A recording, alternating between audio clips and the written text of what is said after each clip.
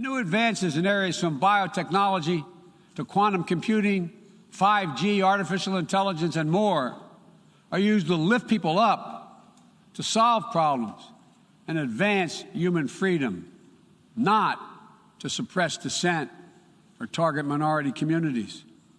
And the United States intends to make a profound investment in research and innovation, working with countries at all stages of economic development to develop new tools and technologies to help us tackle the challenges of this second quarter of the 21st century and beyond.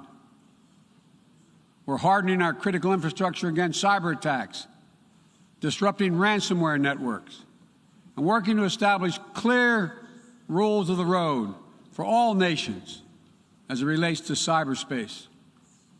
We'll reserve the right to respond decisively to cyber attacks that threaten our people, our allies, or our interests. We will pursue new rules of global trade and economic growth that strive to level the playing field so that it's not artificially tipped in favor of any one country at the expense of others. And every nation has the right and opportunity to compete fairly. We will strive to ensure that basic labor rights, environmental safeguards, and intellectual property are protected, and that the benefits of globalization are shared broadly throughout all our societies.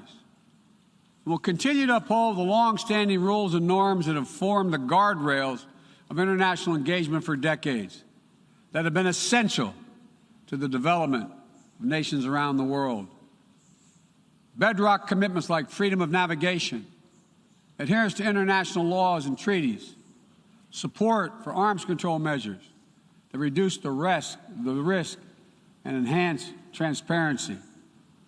Our approach is firmly grounded and fully consistent with the United Nations mission and the values we've agreed to when we drafted this charter. These are commitments we all made and that we're all bound to uphold. And as we strive to deal with these urgent challenges, whether they're long-standing or newly emerging, we must also deal with one another.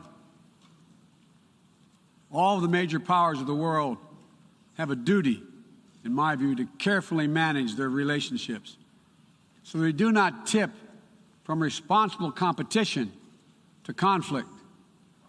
The United States will compete and will compete vigorously and lead with our values and our strength. We'll stand up for our allies and our friends and oppose attempts by stronger countries to dominate weaker ones, whether through changes to territory by force, economic coercion, technical exploitation, or disinformation. But we're not seeking, say it again, we are not seeking a new Cold War or a world divided into rigid blocs.